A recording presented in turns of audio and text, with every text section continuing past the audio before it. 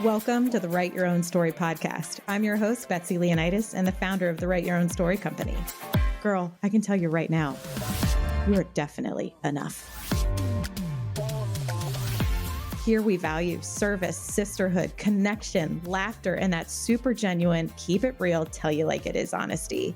My hope is at the end of each episode, you realize you can do whatever it is you dream about and that you are not alone with what you struggle with. I'm hoping that you are snapping and clapping and hell yes in your way through each one of these episodes. So if this tracks with you, let's get started. I'm so glad you're here.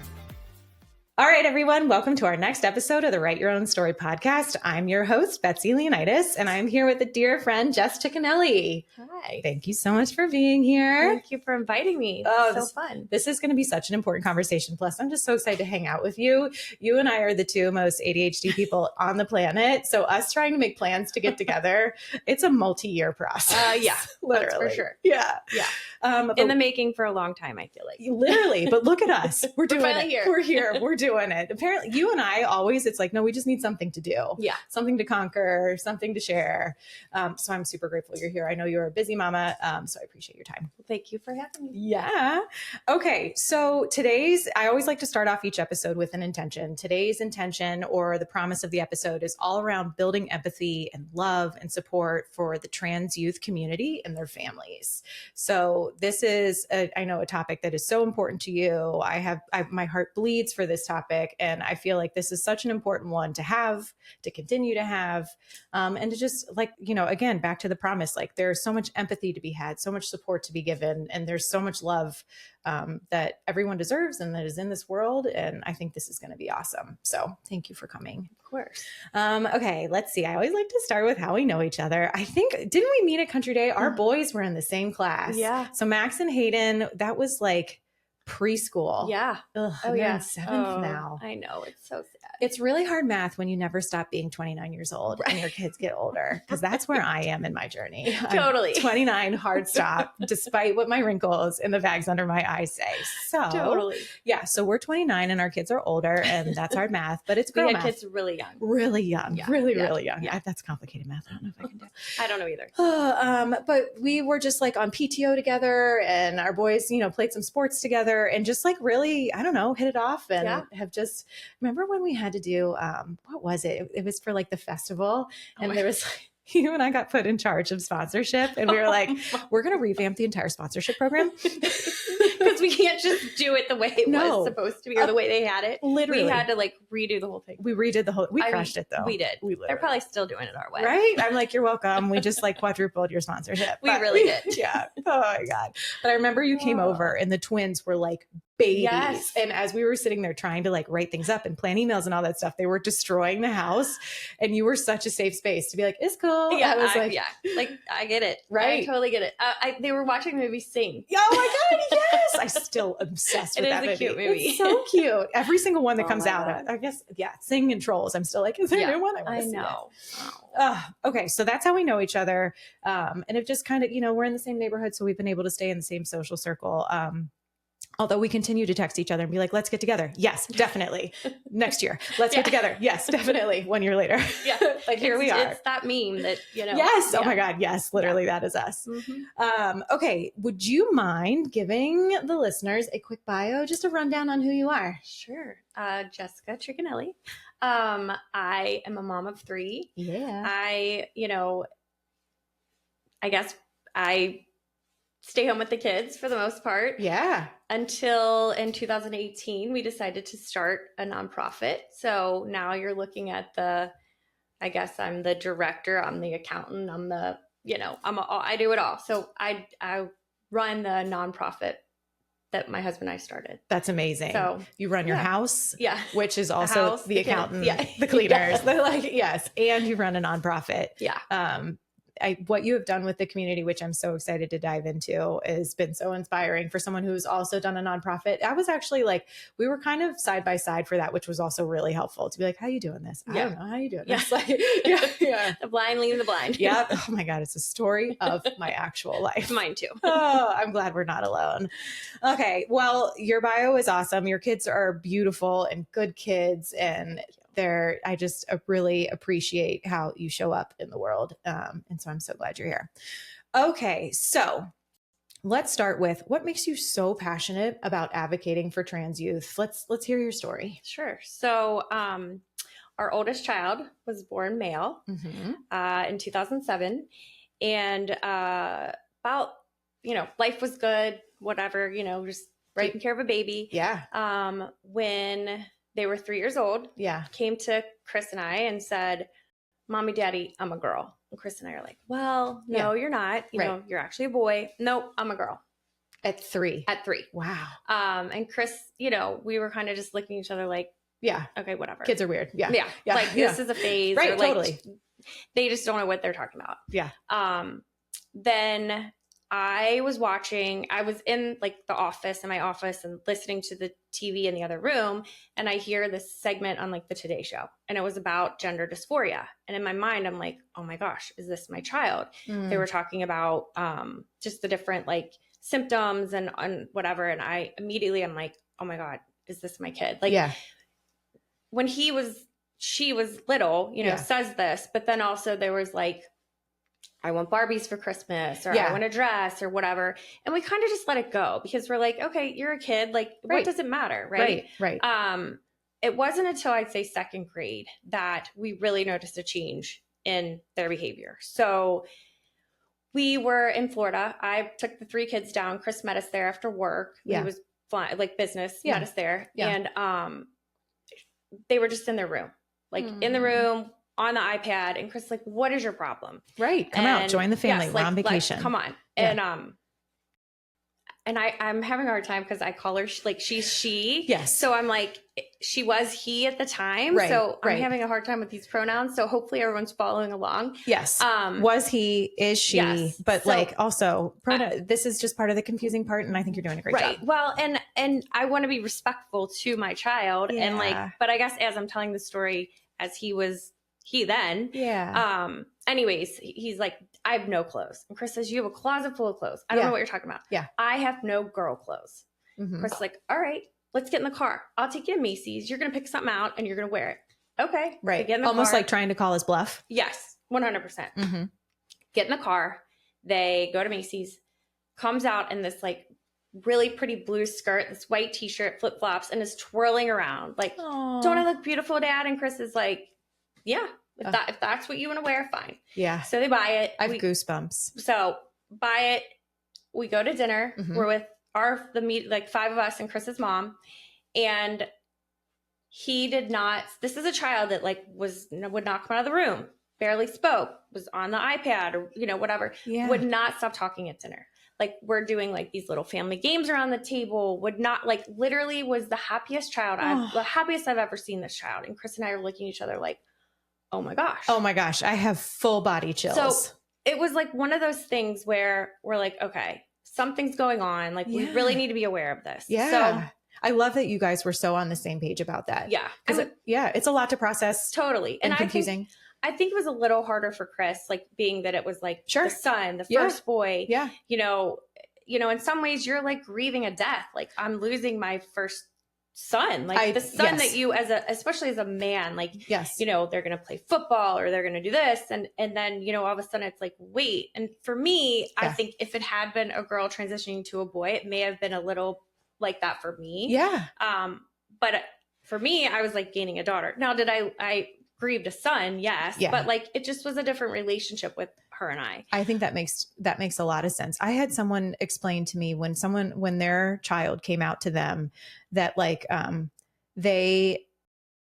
just were so supportive, like really like nailed the whole conversation, but they were so vulnerable and open and shared. Like when I held you for the first time, you can't help but picture their whole life ahead of them. Right. So you pictured the football pads and the this, and you're like, wait, I just need to like you said, grieve that and like put that aside and just have to think of all new things now. And like, I think, like those are your hopes and dreams for your kid, right. That's not theirs. Right. And so you have to like realize that too. Like, well, it's okay. Yeah. And to see the fundamental change in their behavior to go from like such a withdrawn child to like a leader in the family. Totally. In one dinner. Totally. So the rest of that week, like she would wear her little skirt, when we went out, and then we went home, and I think it was around Thanksgiving. So we went home for the break. Yeah. After the break, she went back to went back to school as he, and then finished out second grade. Yeah. And then it was like the summer before third grade that we were back in Florida.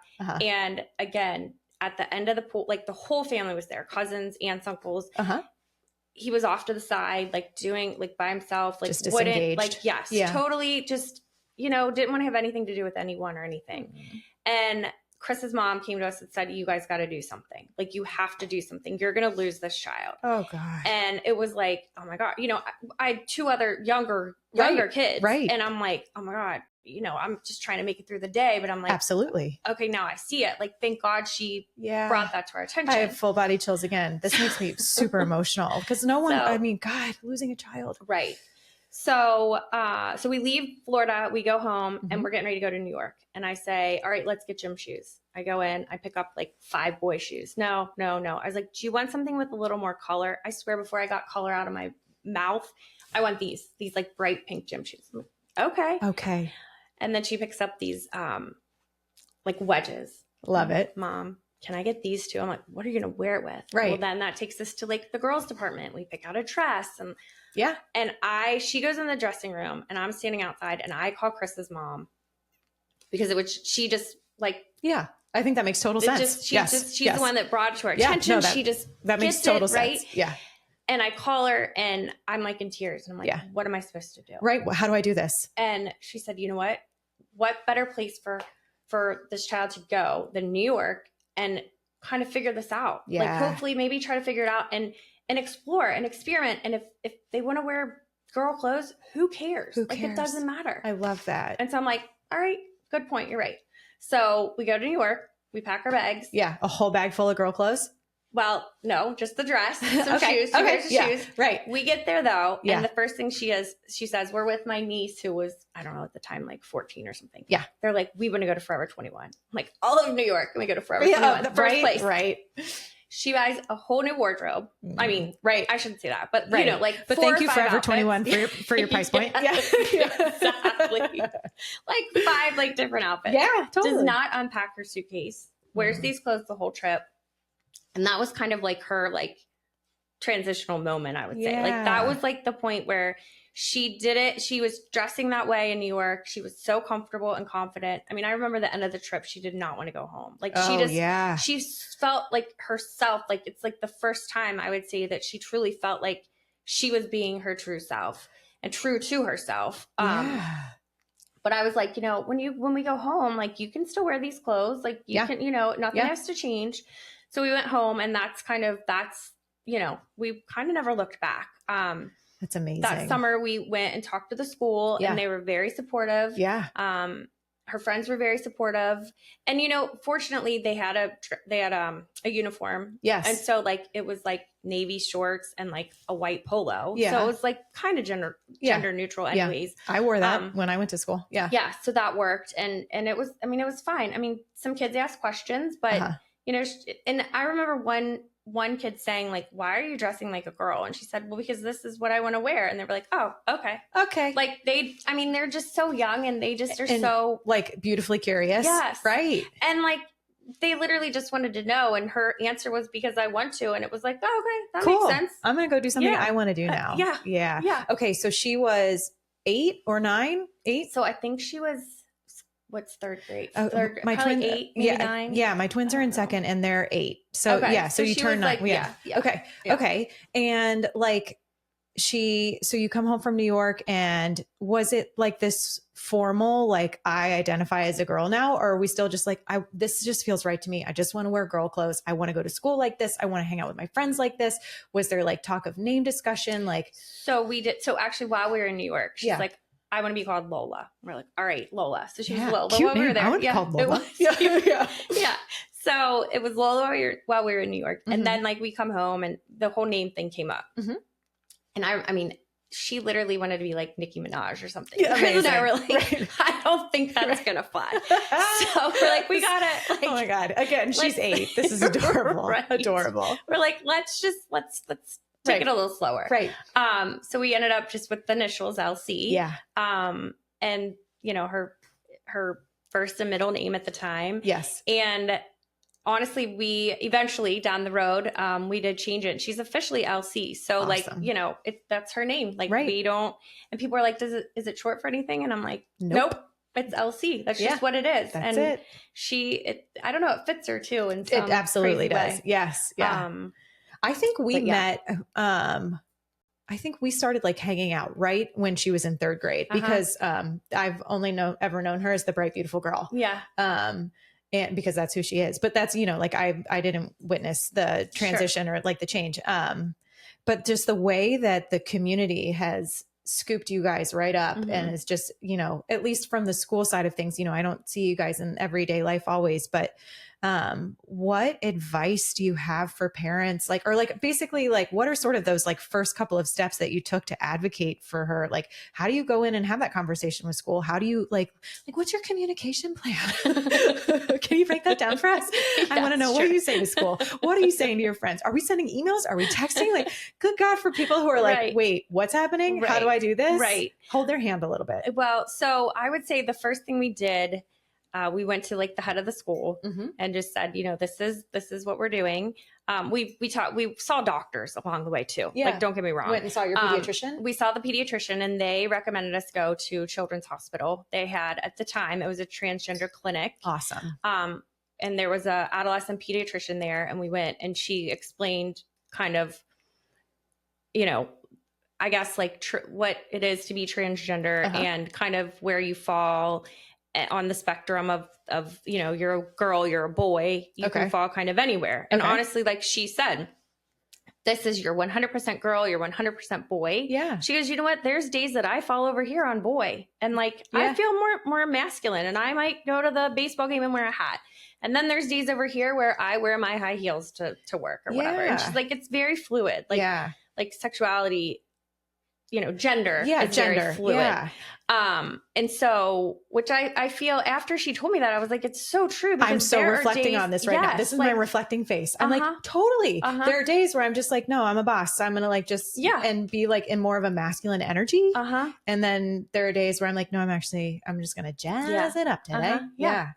That's super cool. That's really interesting. Yeah. So, I mean, and I think any one of us can fall on that. Absolutely. On any given day. And it may not be like, for me, I don't think it's a gender identification, but it's definitely an energy. And they're like, sure. Yeah, that's super cool. That's really interesting. But so we were seeing the doctor, and she was diagnosed with gender dysphoria. Okay. And what does that mean? So just that she does not resonate with the body.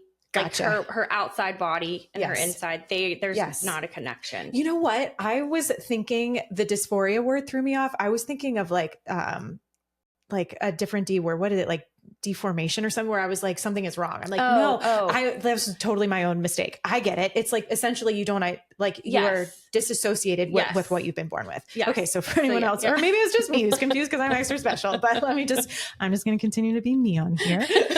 And that's why we love you, because you're you. Here I am. Okay. Thank you for explaining that to me and only me. It's all good. It's all good. Look, if I wasn't going through it, I probably wouldn't know either. Thank you for loving me. I really wouldn't. Yes, I get it. I mean, there's a lot that you're trying to be like, you're trying to give grace and understand and all of that. So it's okay. And I want to be the one that is silly enough and brave enough to ask the questions, because I only bleed love for you and your family and for the transgender community. And if I screw something up or don't understand something, I'm asking out of genuine love. Right. And please correct me when you're like, no, goof, like that was super wrong, or like what you said actually is offensive and you had no idea. Please tell me. Well, and honestly, I mean, as a mom, like we're still trying to figure it out. Totally. I think, and somebody told me this, somebody that is transgender said, we can usually tell when it's like authentic and you're like, you're like trying versus like you're trying to be a real butthead. Yeah.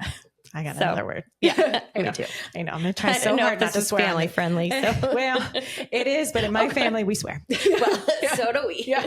Trust me. Amazing. Okay. So I've completely taken us off course. So you went to Children's, which what a gift for there to be a clinic readily in our hometown. And she walked you through sort of like psychologically what has happened, medically what's happening. Yes. And that made you probably a little bit more prepared to then go talk to the headmaster? So then we went to school and just explained, like, we've been seeing a doctor. This is, what's going on. Yeah. And we're like, how can we make sure that this transition for LC, for the class, for everybody is good. Yeah. The teacher was great. Yeah. They just kind of explained like LC, used her dead name. So the name that she was born with, and said is now going to be called LC. And they might be wearing different clothes. And you know what? I don't even know if he said that. I mean, I wasn't in the room when he explained it to the class, but whatever he said, really the class was kind of like, okay. And then literally the next day, some kid's like, well, can I change my name? I want to be called Sally or whatever. Yeah, that's He's awesome. like, your parents have to like contact me. Like, we can't change everyone's name. This is like, amazing. Oh, well, okay. But I mean, that's adorable. Typical like children. Like, and I think like, I wonder if it was like beneficial to, and it's for parents out there who are like, maybe they're too young. There's so much beauty in being young. Right. And like, I mean, clearly she knew. It's undeniable. Totally. I mean, she I'll never forget. She was in our bathroom and was like, I'm a girl. And Chris and I are like, clearly not. I see it. No. Yeah. I mean, we had to like explain like, and even anatomy, in preschool, everything. Yeah, sure. And in preschool, there was, went to Montessori and there was like a girl's bathroom and a boy's bathroom, but there was like a curtain. I don't know. Montessori life. Yeah, totally. And the teacher was like, he keeps going into the girls' bathroom. And I'm like, well, let's be honest. There's a curtain. Like, what's the harm? But okay. And she's like, you need to have the talk and talk with him. And I was like, okay. Right. And I kind of was like, wow, well, that's weird. Yeah. But I guess, and then it was kind of, that was like another, like, right. It all adds up in hindsight, I guess. Yeah. Where I was like, okay, this might be the path we're taking. Okay. That's fine.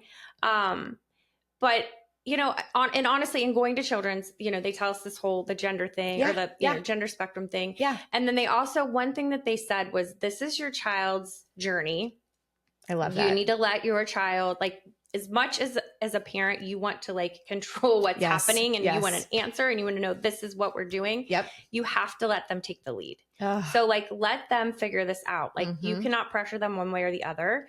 And you can't pressure them for an answer. Yeah. And honestly, that's what we've done with Elsie. Like this is all her decision, the whole, the whole way. Like, obviously if something's going to hurt her or harm her or put anyone else in harm, like we're not going to allow that to happen. Right. But like, this was her personal journey, inside thinking thoughts. And it wasn't our place. It was like, kind of like the hopes and dreams of your child. It's not our place to say what your life is going to be and who you are as a person. Totally. And that's something that so many of us have to unlearn because like, generationally, it's like, these are my, how many of us have had parents, mine weren't particularly like this, but like, are like, this is what I expect of you. This is what you do. You don't disrespect me. You do exactly what I say. Where my mom like advocated for me to wear culottes and Eastlands at a very young age with my bowl cut. But like, and also like sometimes as a parent, you can feel like you're like when your child's having, this is completely unrelated, but evoking the feeling when your child's having a meltdown, because we've all carried our kid out of Target like a surfboard over our shoulder having a meltdown, right? And you're mortified because you think that child's misbehavior is a reflection on you.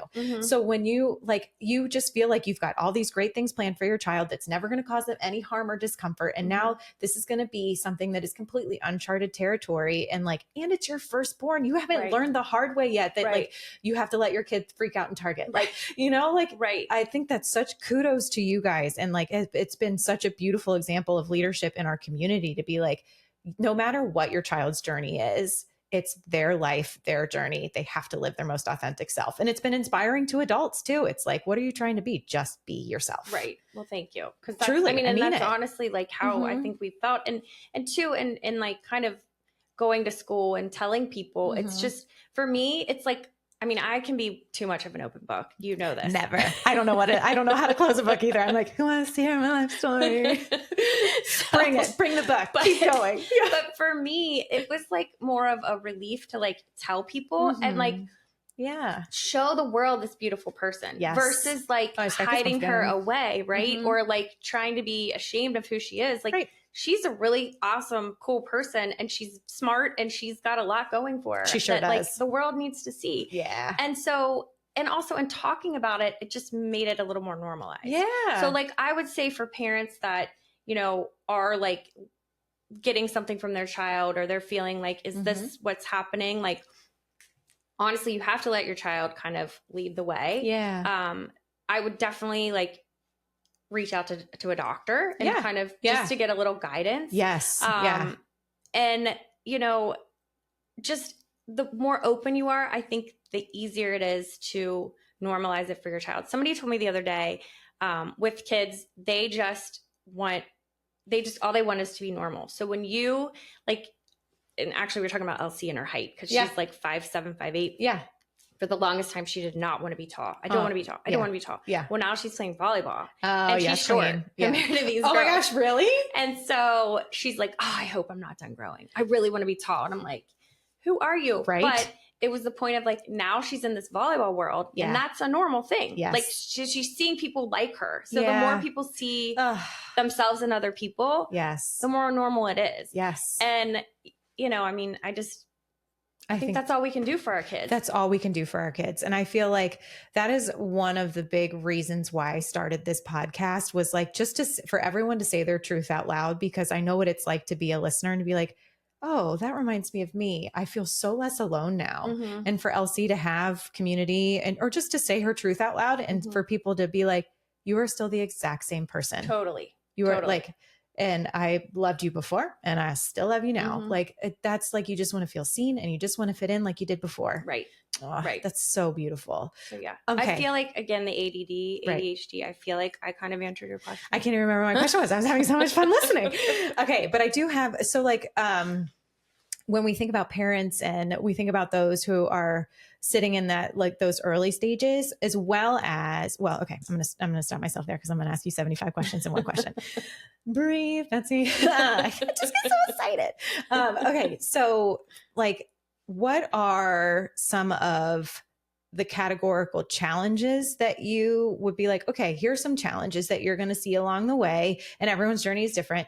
But also like, with those challenges, don't forget, here are some of the most amazing, beautiful things you're going to see along the way. Right. So I would say the challenges, you just want your child to fit in. You just want your child to feel normal. You worry about, what are people saying? What are people thinking? Are people going to treat her differently? Are they going to be mean to her? Those are probably, you know, the first things. Then it's like, oh my God, college and life later, and you know, there's a lot of when you're scary not things. there to stand behind her and be like, just so you know, I'm Mama Bear. Exactly. Right. I think that there's a lot of things I fear for her, without going down that rabbit hole and locking all of us in a house and never letting anyone leave. But also the beauty of it is just seeing her thrive as herself. Like she literally is happy and social. She gets good grades. She plays on a volleyball team. She plays on a softball team. Like she's just happy. And to me, looking at her and seeing her feel as normal as her best friend right here, like that, you know, them side by side, it's like, it makes my heart happy. It makes me like, that's all you want for your kid, is to just live a good, happy, healthy life. Right. Yes. And so that's the beauty of it, is that she's living her truth. That's so beautiful. But there are definitely some scary things along the way, but in the end, you just want your child to be happy. Yes. So when we think about how do you advocate for your child, like, oh, I know what I asked you, and then we swirled legit, like and this advocacy makes me remember the question is that how do we like communicate? So yes, you sat down with the headmaster. Yes, the teacher sat down with the kids in the class, but like, how do you do sports teams or your friends or their friends or how do we? So I like I said, I'm an open book. But I just told my friends, like, I love it. And honestly, I think probably a lot of people that I would talk to before the whole transition kind of knew, like, this is what's going on. Questioning this, Elsie's saying this, whatever. So they kind of had an idea what was happening. But I honestly would just tell people, I don't know that I ever sent like an email. I don't know that I, we talked to the school. And then maybe we said something, maybe we sent an email to the kids in her class. I can't remember. That sounds terrible. But we were too busy advocating in other ways. So, and actually, I don't think I did. I think that she went to school. We talked to the teachers. And then it was like, if anybody had questions, they could ask the school, and Yeah. then the school could either contact us or answer the questions, because we wanted to just make it normal. Yeah. And like, this is who Elsie is. And, Right. you know, a lot of the parents, there were a couple of the parents that specifically came to me and said, Elsie is just presenting as different clothes. Like, Elsie is the same exact person Elsie was in second grade that she is in third grade. She's just a little happier because she can be her true self. Like, Yeah. and that's honestly, I mean, people said that to me. That has got to be so much fuel to your fire, to see this child who was withdrawn and not engaging, and just like the light was dimmed, and then to all of a sudden see them, be so she's so vibrant, and she's such a leader, and she's so determined, and like, she's such a great advocate for herself, and she was born that way. Right. Like, I mean, right? Like, she is the most persistent child. I mean, if she wants something, she does not stop until she gets it. Those are the ones that keep us in regular hair appointments. Oh yeah. I mean, that is definitely the challenge of Elsie. And I love it though. I love it for her, because you know what? She knows what she wants, and she's going to go after it. And like, you change the world that way. Oh yeah. I think that's amazing. Yeah. Okay. I love that. So for the friends that you've told, and what a beautiful thing for someone to come up and be like, hey, I just wanted to let you know that your child was amazing before and is amazing now, and I really love her blue skirt. And like, like, how, when you're, so in those moments when you guys were starting to go through the journey and just along the way, how can friends show up and support you? It's not a hard question, but I think just literally just calling, how you doing? How's Elsie? Like, just being there. And then spreading the word, like when they're talking to someone, explaining, like, I have a friend and this is what their child's going through. And this child, it's amazing to see the difference. Like, just explaining and educating people on what being transgender is and what the situation is. Yes. And every situation's different. Yes. But just being able to, excuse me, able to advocate. Yeah. I think that's huge. And educate. Yes. Educating, because I think the people that are so against this or think it's something totally different than what it is, I think that they're not educated about it. Yeah. And I think when you're not educated, zip it. Sorry. Well, not only that, Yeah. but I think too, the things we don't know, we're scared of, right? Yeah. Yes. So you're when you don't know, it's kind of scary. Yeah. And it sounds maybe worse than what it is, or it sounds, I don't know. So I think that just spreading. I love that. And like, the word of that. How does it feel when people who aren't educated but want to be educated come up and ask you questions, to be like, hey, how do I talk to my kid about this? Because I want to talk to my kid about this. I mean, I think that to me shows that you care enough and that you have empathy and that you're trying to teach your children. Yeah. This is okay. Yeah, acceptance. I mean, because like the world, like everybody's different. It'd be really boring if we weren't, right? Totally. I love that. So I think that ask me anything. I mean, like I said, I'm an open book. I feel like maybe that's the freaking right. We got a title. And then I said freaking. Oh, you can say the real one here. Or say safe space. But like, I think that yes, come and ask me. And I think people genuinely, like I said, they know when you're being genuine. Yes. And you're just asking because you're curious and you want to know, and you're not being a jerk. No, you're like genuinely, like, I'm genuinely curious from a place of empathy. I want to educate people. I want to educate my children. I need to educate myself because I just genuinely don't know what the D word meant. Like, yes. Okay. So then also, how does Elsie feel when kids come up and ask, let's say, genuine questions? Do they? So I don't think they really do. That's cool. They might. Yeah. She hasn't really said a whole lot. I mean, there were a couple kids, in like younger grades that would like make a comment or whatever. Yeah. She would just blow it off. Yeah. And, I don't know. She got in a fight with one little boy and was like yelling at him, and probably deserved it. Yeah, I think he did. But I don't really hear too much. I think that the schools, and I know Country Day, because that's where she is. I think they do a good job of like just explaining things, and they have different groups and clubs that, kids can learn and become involved with advocating. And I think at the end of the day, it's all about acceptance. I mean, everybody has something, right? Everybody's got something. I don't care who you talk to. Right. Somebody's got something. Yeah. So you know what? we just need to be a more accepting world. Mhm. And like, truly, like, just let people live their lives. Right. It has nothing to do with you. It has Right. everything to do with them living their true self. What was that adorable story that you told me when someone was like, why are you wearing a skirt or something like that? I loved it. Yeah, I love that story. Like, why are you wearing, why do you have that on? Why are you like put to school as, when they were young, right? When it's like third grade, probably. Yeah. And why are you wearing those girls' clothes? Or why are you wearing girl clothes? Because I want to. And that was it. Like, because I want to. Yeah. And it was like, oh, okay. The kid was literally like, Okay. All right. And then went back to like figure painting or something. Right. I don't know. Did they figure paint in third grade? I don't know. Probably. Hopefully they're over that. Maybe hopefully they're past that. But you know, right, something. But I think that's perfect. That like, and that is like actually, the beauty. It was actually, she was wearing a bathing suit at school to a school camp. Oh, and it was, why are you wearing a girl's bathing suit? And she said, because I like it and I want to. And he went, oh, okay.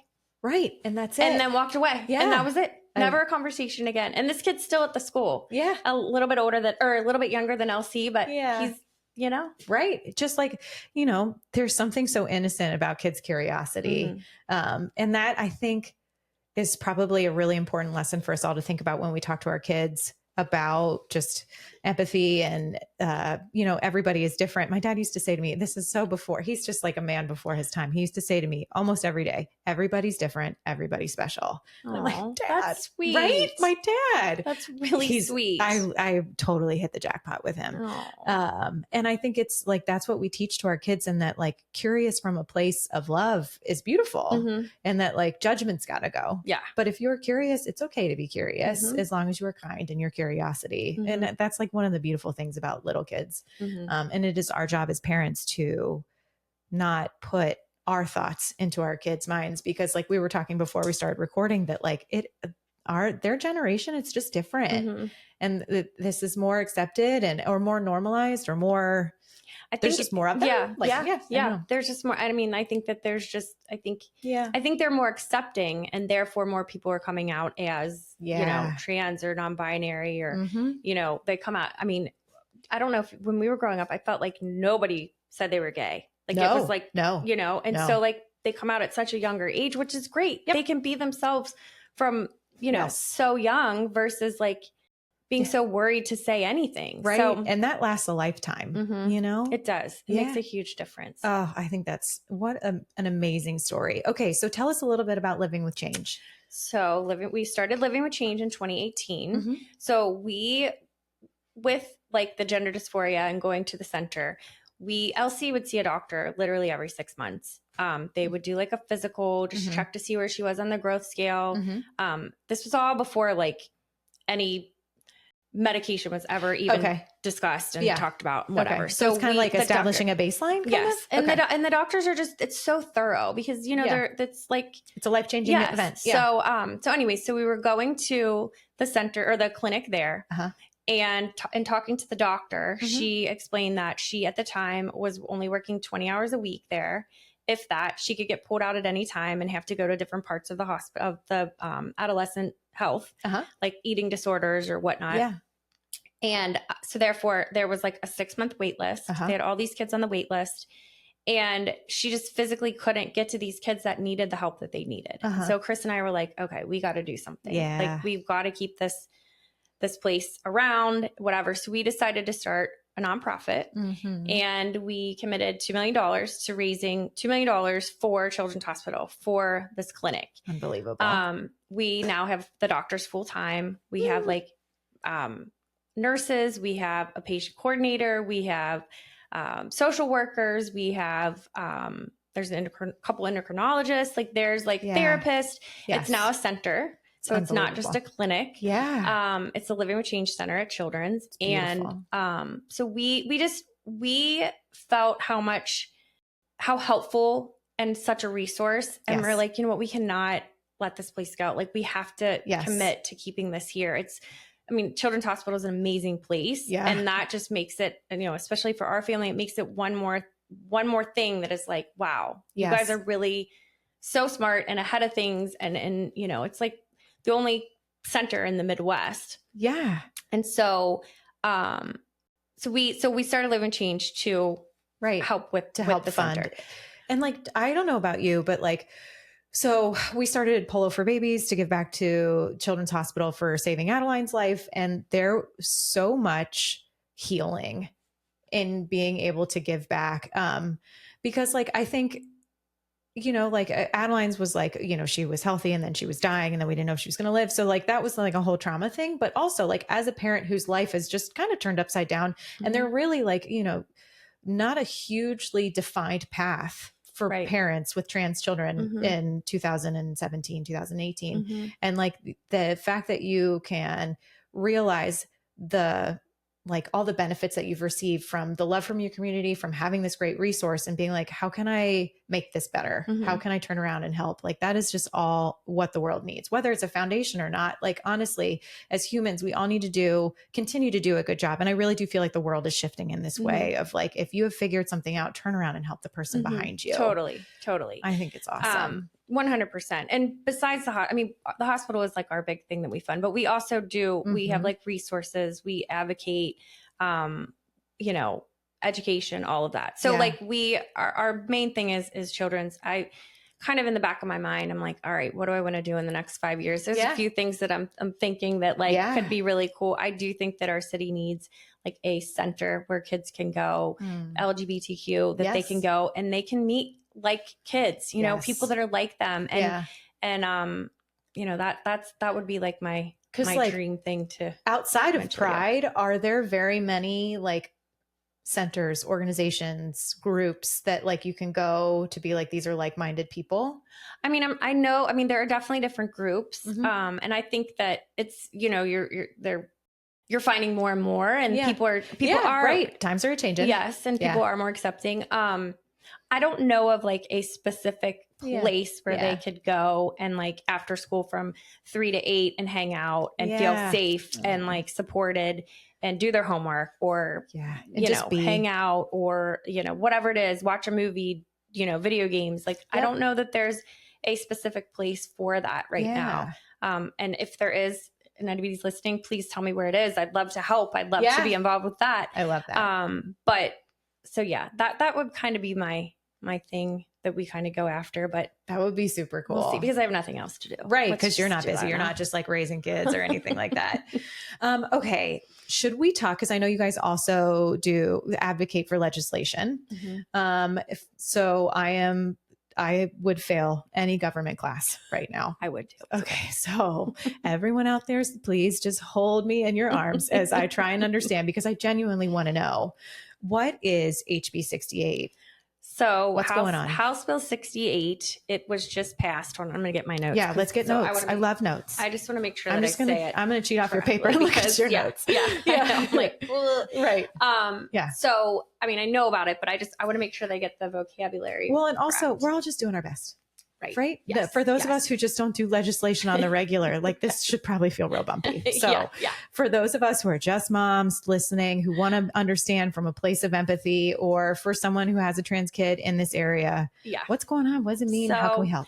So basically it was passed. So they tried to pass a law at the end of the year of 2023 that it would ban gender transition treatment for minors and also bar transgender athletes from competing in girls and women's sports. DeWine vetoed it at the end of December. And he's like, this is silly. We're not doing that. He was like, this is crazy. Like, this is not, it's taking away parents' like voices for their own children. And these kids need, he went and he toured the center. He interviewed doctors. He talked to people and he's like, this is life-saving. Like, we cannot do this to these children. And the Senate and, what did I say? The Senate and the House. Yes. They look at us. Look at us. Yes, we're doing it. So smart. Yeah. They overturned his veto. So this bill has passed. It will go into effect on April the 24th. And so this means that basically if children have not been seen by a doctor, they, in regards to being transgender, gender dysphoria, they will not be able to start seeing a doctor for this. If they have not started any medication, so there's a grandfather clause, where if a child has seen the doctor or they've been taking any sort of medication, they can continue that. Okay. But for the kids that have not seen the doctor, have not been on any medication, they cannot start it. They cannot see a doctor. For LC, she's pretty safe. There's still, you know, some wording and all of this that like it scares me a little. Sure. But you know, I think of those kids like that, like 3 or 4 year old that goes to their mom. I'm Griffin. That says like, Mom, this is what I feel. And this parent at the time doesn't know, like, what am I supposed to do? Oh, this is a phase. I'm going to let it go. And then, you know, where's this child going to be in the next, you know, 10 years? Like they can't get that help. Like it's such a discriminatory law and legislation. And like, literally it's going to be so tragic for these kids. And these kids that are withdrawn, sitting on the side of the pool or the side of the playground because they just can't be themselves. Oh, and those, I mean, and those are the kids that I really feel for. Yeah. You know, there might be parents families that move out of the state because if they can afford it. Yeah. To change their jobs, to change their schools, to find a new home. Right. God. Find a new community, find friends. Like how horrible is that? Horrible. The majority of people won't be able to afford that. They won't be able to leave and do that. Yeah. They will not. I think I read that like no, the like Medicare, Medicaid, they can't cover, insurance won't cover it. So for one Lupron shot, which is the hormone blocker, it's over $12,000 for one shot. And how many shots do you get? So it's every 3 months. So for a year. God. I mean, and like, that's it. If insurance doesn't cover it, right. I mean, who can afford that? Yeah. Yeah. And that is honestly like, we could get into all the medication and whatever, but the Lupron. Yeah, we could. Can we dabble? Because I think people are genuinely curious. Yes. Whatever you feel comfortable with. No, I'm totally comfortable. I don't want to like take up your time, girl, with this. But I'll talk to you about this all day. This is important. Yeah. Well, and I think people are just curious about medication. Yeah. Yeah. So I think with, you know, the gender affirming care, like with the let's say the hormone blocker shots. Yeah. That is something that they could start. They start it like right when they're getting ready to start puberty. So that's why, so they see these doctors every 6 months because they want to know exactly where they are on this, so like measured Tanner, and calculated. Yeah. So like whatever Tanner on the puberty level you are. Okay. And so then you start these shots and all it does is the pause button for puberty. Okay. So let's say you have this third grader, fourth grader that's like, Mom, I'm a girl. Mom, I'm a boy. Yeah. And you're like, I'm just not sure. Yes. It stops puberty for these kids so that it gives them a little more time to like, as a family, as the child, like you can figure this out. Yes. So like, you know, as like a boy, like the Adam's apple or the deep voice or like hair in all these weird places, as a boy, right? Right. So it's that is like, I don't know. In my mind, it's a beautiful gift of time. Brainer. Yeah. Yes. So, and it doesn't. So, and you were explaining to me before that, let's say it buys you the gift of time and your child has said, I actually am not ready for this yet. You can go off it. Yes. So Mom, you know what, this is what I thought, but as I'm like exploring exploring, that's a great word. I've decided that, you know what, I actually am a boy and I'm okay. Like whatever, like, okay, great. Yeah. Whatever you can, then you get off of it and you'll go through male puberty just like any other child your age or female puberty. Yeah.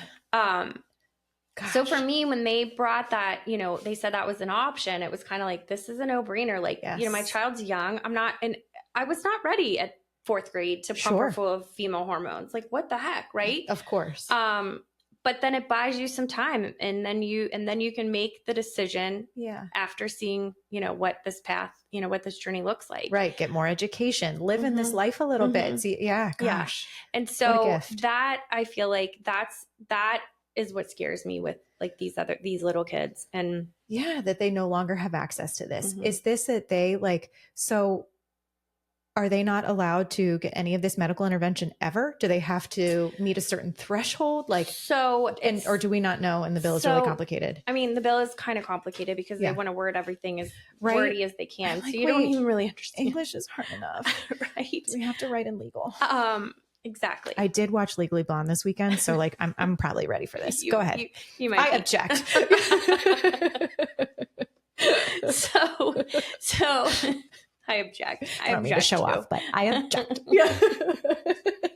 Oh my God, I love that movie. Actually, honestly, so you have to watch it. I haven't seen it forever. I can't wait to watch it with Adeline. I'm going to make the boys watch it too. It's so good. It's so good. Oh my God, obsessed. Oh my God. So I said the grandfather clause is in there. And then I believe, so I think that they have to see a certain like doctors, doctor, therapist, endocrinologist, bioethic team. And then they have to have, it's 6 months. They have to wait 6 months before they could eventually, I guess, do the medication. Yes. And I don't know, I apologize because I don't know it backward and forward and inside it out. But please don't come on the show unless you know every word of every bill. But okay. So the thing, and some people out there might be listening and be like, okay, 6 months and they have to go through all these doctor's appointments. They just want to put these systems in place. But you made a great point before we started recording. 6 months can be life or death for these children who are. Yeah. And for some of them it can. Especially the ones that are a little bit older that have known, they know, at a certain age, they're like, no, this is who I am. And then now I have to wait 6 months. Like it could be life or death for them. And it could, that's who I worry about. Yes. Well, I worry about a lot of kids. I worry about a lot of things, obviously, because I feel like I've said that 20 times. Well, but I mean, you're a mom whose heart bleeds, and that's a beautiful thing. Yeah. But wow. It's so like for these kids that, if they're just getting ready to go through puberty and they're like, oh my gosh, this is, I need this medication right now, and they have to wait, it could be really devastating for them. Yes. And then okay, I need to go watch Grey's Anatomy because I'm also not a doctor. So let me just put on my scrubs. There's a lot of hats here that we've been trying to wear. I go put on my scrubs. Yeah. And again, I'm just a mom. Right. Samesies, but you're like a badass mom. So we're just going to do it. We're going to do our best because that's all we can do. That's right. If a child starts to go through puberty, gets through this sort of waiting game that is now required by this bill, as we understand it, can you reverse puberty? Can you make an Adam's apple go away? No, I mean, I think there's surgeries you can do, but no. Right. So once they go through puberty, it's a whole different ballgame. Yes. Whole different ballgame. I mean, that there's a lot of things that cannot be reversed. Yeah. So that's why these hormone blockers are just a nice little buy your time, pause button. Yeah. Let's figure this out. Yeah. And move on from there. And so that's where that's where it's so difficult. And it's so important in that space, that, little bit of time that you've got to try to allow them to figure it out. Gosh, I mean, don't we? I mean, we all need time to figure out all of our stuff, right? Yeah. And just to take that away is... Okay, so we've talked about so many amazing things, and I so appreciate your vulnerability. You have such a beautiful story to share, and I know you claim to be just a mom, but the way that you tell the story, the way that you advocate for your kid is truly superhuman, and I hope you take a moment to be genuinely so proud of you and of Chris and of your family. I'm just really, really proud of you guys. Thank you. You guys are amazing. Thank you. Okay. So I just want to quickly recap because I feel like we hit some really important things. So for those parents who are okay, I think I'm going to move my mic a little closer. For those parents who think, okay, I think this is the journey that we're going down. If I remember correctly, it's okay, go get yourself educated, go see the pediatrician, go ask if there's resources in clinics. They can visit livingwithchange.org if they want to go find out more information. But most importantly, let your child lead. Love your child for who they are, allow them to live their authentic life, and also know that there's going to be some wiggle and there's going to be some education to have. I thought your notion of the spectrum and giving them the time and the space to be able to sit with it and figure it out and just be that support person is the best thing you can do for your child. Totally. 100%. Okay. And if I'm forgetting anything or if anything new comes to mind, just be like, yeah. Okay. And then if you are, for me, I'm always how can I be a better friend to you? How can I continue to support your family? And it sounds like for anyone who has a friend who's going through this is to be loving and accepting, first of all, because all we want is for everyone's children to be happy and healthy. Totally. But to be involved, ask questions, be supportive, check in, educate yourself. If you don't know the answer, ask it from a place of love. You can ask them I'm sure we all want to talk about what's going on in our children's lives. And it's like you said, it takes the weight off of you when you get to speak about it, because otherwise you're carrying that all by yourself. But when you say it out loud, someone can sit there and carry it with you. Right. Right. And then also to talk to your children about it and be like, hey, this is what's going on. This is really interesting to me. Here's what I've learned. Like, Right.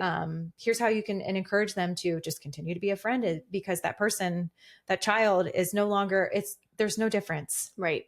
Like, right. Well, and their soul. something, so, in talking with younger kids, I think, and I guess really anyone, it's like, to explain it is like, well, what does this mean with Elsie? Well, Elsie's brain and her insides don't match with like her body, what she was born into. Her parts. And so, right. so there's something that it just doesn't match up. And Elsie, this is something, so I will never forget, I was laying in bed with Elle one night and I said, what makes you, like, why do you think you're a girl? Why do you feel like a girl? Great question. Like, why are you a girl? Yeah. And she looked at me and she goes, I don't know, Mom. I'm just a girl.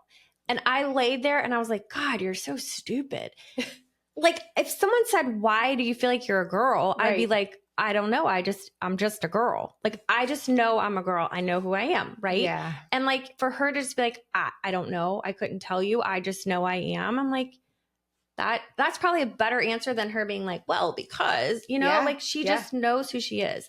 So like, it's the honest truth. Yeah. Yeah. So, I mean, I think that you just, right.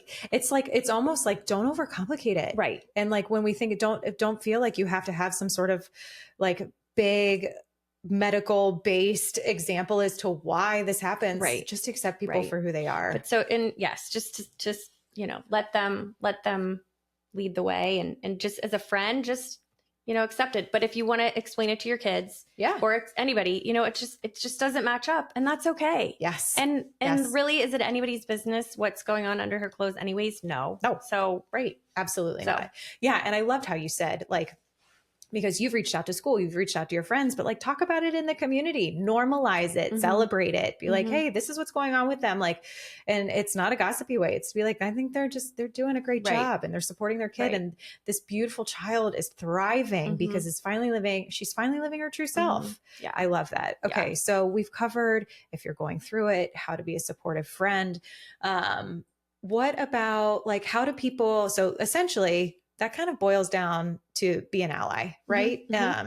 What about, how do people sort of celebrate this lifestyle? Like, I know you mentioned pride. Like, is pride something that we should all dive into? Pride it's actually so much fun. It's just a fun. There's people, I mean, so many different people, and you just see everybody and everything you could even imagine, and people are happy, and it's fun. So Living with Change, we walk in the parade. If anybody wants to join us, everyone's welcome. Heck yeah. It's a really fun day, and especially when it's like sunny and beautiful. Yes.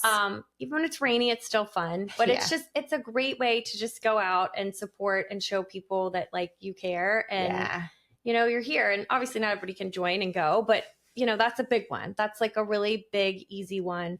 I love that. Follow Living with Change, share our posts when it's about, no matter what it's about, but especially if there's like educational pieces on it, just share it and show people like, this is okay. This is normal. This is what this means. Or, I just think those are two really easy. I mean, pride might not be easy, but it's right. Well, I mean, but everyone's got a million things. Those are too easy, and especially the social media, that's so easy to do. Yes. But I love knowing how much pride means to you, because it's like, wait, like, let's make it a priority if we can to get down there, because it's like, it's such a physical representation of how supported you are. I love that. I don't think I've like, I mean, we go because I think it's awesome and fun and we support you, and like, but it's like, you don't realize how big of a deal that means. And that's so awesome to hear. It does. It's really cool. It's a fun day. And it's just, I think, it is such a fun day. And like every year we have more and more people walking with us, and that it means a lot. It does. Yeah. You guys are doing such a great job.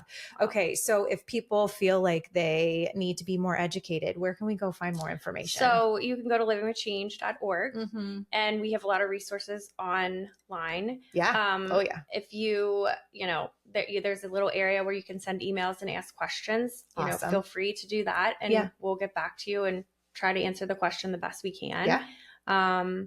And, always your pediatrician, hopefully your pediatrician is a good resource, but also the Living with Change Gender at Children's. That is like a great resource. And I mean, we're so fortunate to have the resources that we have here in Cincinnati, and for families to build them up like you do. And oh my gosh. And I think that's, all we can do about anything that's different in the world is continue to educate ourselves about it, continue to celebrate everyone being who they just genuinely are. Right. And I think, when we go back to like, okay, our goal here was to build empathy and love and support for the trans youth and their families. I really hope that we've done that today, because it's just, everyone deserves to live their own authentic life, and families just deserve to love their kids exactly as they are. And it is our responsibility as a community to just love on every family in our community and support each other and help us all continue to grow and change. And especially for those who are paving paths and, sort of living more vocally about things that might just not be something that people are familiar with. It's your job to get educated and to find empathy and to love and support these people. So I love your bravery. I love your family. I'm so grateful for all that you do. And thank you for being here. Thank you. Thank you for allowing me to share my story, and thank everybody that's been so amazing and supportive and wonderful on our journey, because honestly, without friends like you, I don't know where we would be, So yeah, friends are everything, truly. And I just I will not stop thinking all day long about Elsie and the transformation of when your mother-in-law is like, we've got to do something. And it's just so evident that this person who is so beautiful and bright and what she is, just this bright force of light. She's awesome and she's loving and she's so she just radiates energy. And I can't imagine her withdrawn. And and this is what we do for our kids. And this is why you're here. So you're amazing. Well, thank you. Okay. So are you. This is awesome. Thanks, girl. Okay. So for anyone, please share this episode. Please. I don't care if it grows anything for me, but I just want to further educate people and to continue to build love and empathy for a community that absolutely deserves it. We all need to take a pause and just think about these people and just continue to love on them, as we should love the rest of our community as well. So Jess, thank you for everything. Thank you. You're amazing. And we are so grateful you're here, and we'll catch you next time, guys. Well, that's the end of this episode, but promise me, you won't stop here with whatever it is you're feeling or dreaming about. I hope you leave today feeling empowered to live life just as you see fit. If this podcast was helpful to you, it would mean the world to me if you could leave a review on whatever platform you're listening on. I genuinely just want to help women live the life they dream about. So if this type of content tracks with you, subscribe to this podcast or visit our website, writeyourOwnstory.co, to download digital courses or to grab a journal and a mug to just dream in and dream with. It's your life, lady. Do you. And just remember, I'm rooting for you, and you've totally got this.